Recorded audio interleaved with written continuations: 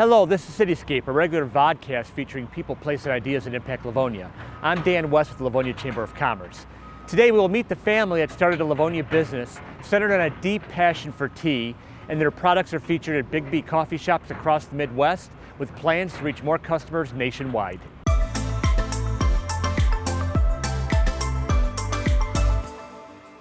Fraser Tea was established in Livonia in 2015 by three brothers who each had different passions in exploring techniques, flavors, and benefits of tea. John, Tom, and Bernard were among 11 Fraser siblings who grew up in Metro Detroit. John and Bernard traveled abroad to try to develop distinct tea flavors with the goal of bringing people together for social gatherings and meditation. Tom has been an organic farmer for more than 20 years, and he learned to grow vegetables, fruits, and herbs used to help the brothers experiment with various tea blends. Then another brother, Joe, joined the operation later to share his engineering expertise to grow the company. Collecting products from around the world, they handcraft their teas into some 120 varieties in compostable packets in their facility on Stark Road near Schoolcraft. In 2018, Livonia-based Fraser Tea connected with Lansing-based Biggby Coffee at a trade show designed to promote connections between Michigan business owners. This led to Fraser Tea products being used in all 250 Biggby coffee stores located in Livonia, Michigan, and across the Midwest. They also reach their customers via online orders, directly at their Livonia facility, and through several food distribution networks such as Cisco. We are joined today by brothers John and Bernie Fraser. Gentlemen, thank you for joining us today. Thank you. Thanks for the opportunity. John, what inspired you to start the business, and what's been the key to its growth?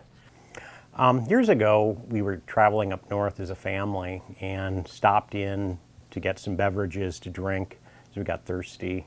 And walking through the gas station that we were in, I found, wow, there's really nothing here that I would enjoy drinking. So I always drink tea, and there was no product in there. So when I got back, it got me thinking, I've had a long career and stuff, and I thought to myself, there's an opportunity here to create a product that would be very helpful for people that are in my position. They're traveling and they go into a place and there's nothing that they really see that they enjoy drinking.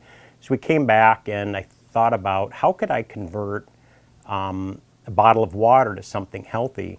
So we actually started a process developing a patent to incorporate a tea bag into a bottle of water. So I talked to my brother Bernard and Tom, and we all noticed the same thing. There's really nothing out there that is really a healthy beverage when you're on the road. So we started developing different tea blends that we each enjoyed differently. I was a big fan of black and green, and Bernard drank a lot of oolong tea. And we started developing different blends and learning everything we could about tea. We took a class in New York for about 6 months through the ITMA, International Tea Masters Association, and became tea sommeliers, reading everything we could about tea and studying under a Chinese, English, and Indian tea master. It was a process that took several years before we became, fluent in the understanding of tea and everything that's involved in it. And in that process, we learned so much about the difference between organic tea and regular tea. We decided, hey, we better just stick with organic tea. Now, Bernie, through this journey setting up the business, you guys really got into the culture of tea. It's just not more than coming up with tasty flavors. There's a culture to it. Can you go into us about some of the spiritual, environmental, and social considerations that you guys considered in getting the business started? Yeah, I mean, in a lot of my travels, I remember once I was traveling, I was in the middle of the Sinai Desert, and I spent a week there, and we were with Bedouins.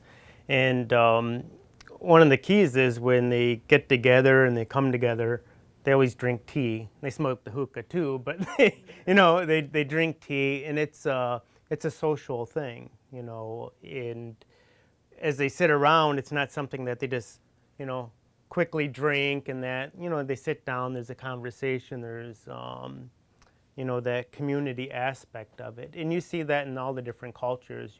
In Nepal, the same, China, India, there's a culture that evolves around sitting down, having time to talk, how the day went and whatnot. And so there's a spiritual aspect to that, as well as a communal aspect.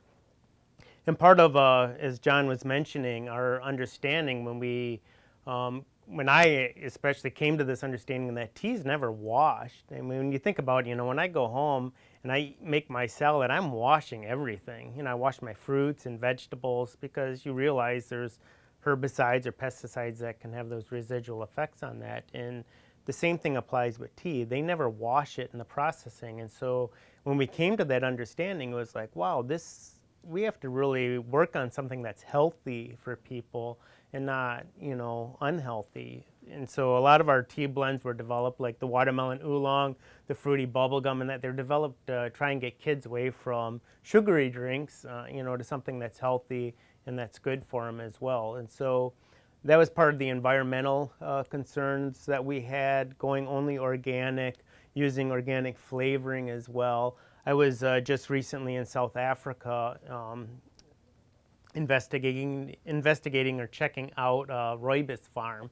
Rooibos is only grown in South Africa, and so I went to this farm. There's a great family out there, and there's a lot of environmental concerns there as well, because they have huge variances now in the climate. They just came out of a huge drought, and so he had made the commitment on his farm. He owns actually 25 square miles, which is kind of crazy to think about, but only a small, I think 800 hectares is rooibos fields. But he put in solar panels next to pumps so he could pump water up out of the aquifers to be able to water his fields, and that to offset these climate conditions that he's dealing with. And so we try to support things like that, whether it's fair trade, whether it is Rainforest Alliance or organic certification. So it's been a great process. It took us over a year to get our organic certification.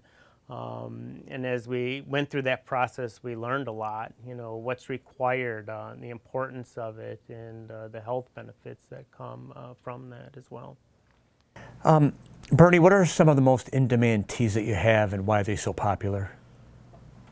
Well, I'd say all our teas are in demand.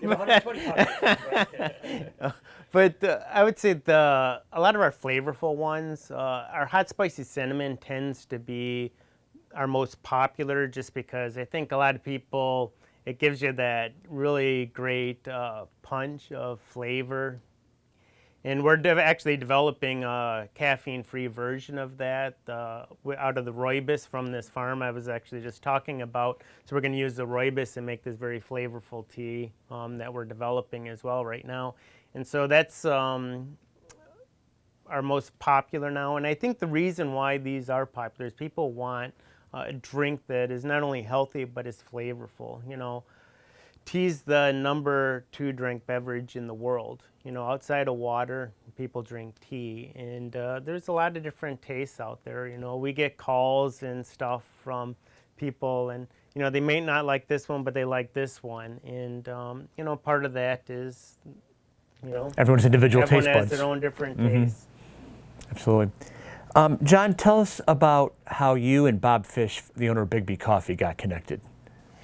Yeah, there's a good story behind that. It was being at the right place at the right time. Every year there's an annual show in East Lansing. It's the Making It in Michigan show. It's a show where buyers and sellers get together from around the state of Michigan and connect and exchange ideas and products and whatnot. It was in November 2018, I believe it was. It was very end of the show. Bernard was grabbing chocolate from the booth next to us. I was packing things up, and my son was talking to somebody at the end of the booth. He came over and said, "Hey, Dad, this guy wants some more information about tea and wholesaling and that type of thing." So I walked over and talked to this guy, and it was Bob Fish from Biggby Coffee. Remarkable guy, and we struck up a conversation for a long time, and he was interested in our products and whatnot. He was very interested in the fact that we were all organic, we were in Michigan, and we had a lot of similar views and whatnot. So we invited him down to our office here. We talked for several conversations over a period of months, And he finally, they decided to bring our teas in to their locations. So today we're in all 250 locations of the Biggby stores. There's a couple here in Livonia, and Ed Buschen has a couple of the stores on, I believe, Ann Arbor Road is one, and the other one is on Plymouth Road. And he's been a big help for us also. At that show, we also met Westbourne Market. They had a Making It in Michigan. The next SKU is You, I believe, was the program, but we won an award for that. And we're in all the Westbourne markets and Zerbo's in town here. So it was a good adventure. And there were a lot of corporate values with Biggby that we really were closely related to Biggby with. So the people, the planet, and the community were similar values that we share. So it's been a remarkable journey with Biggby Coffee. So basically, you have to give your son credit for paying attention to Mr. Fish there. And behind the wall here, Bob Fish's card is framed on the wall. The first card that he gave us that he put in a frame. So interesting. That is a neat story. It's neat how two Michigan businesses made it happen, and you both have such a presence here in Livonia. So where do you see Fraser Tea going at 5 years from now? 5 years from now. So we also distribute nationally through KeHE. They're a national distributor, and Cisco. And we're predominantly in the Midwest right now. We're expanding our market to get into other regions of the country. Our online presence is currently shipping across the U.S., Alaska, Hawaii, and around the world. We've had orders as far as New Zealand, Australia, and Europe and whatnot. So we've been growing at a good clip, about 70% a year, and we're going to continue that growth pattern for the next 5 years and see ourselves, quite a bit larger in about 5 years. Thanks to Joe, an engineer for 30 years that came in and helped us process everything. It's become a lot easier for us. Yeah, Joe introduced a spreadsheet to you guys, right? Yeah, the spreadsheet, flow charts, and process for everything. Well, John and Bernie, congratulations on your journey so far. We wish you all the best going forward. We thank you for your time with us today here on CityScape. Yeah, thank you. Thank you very much. That's all the time we have for CityScape. We thank you for watching, and we'll see you again next time.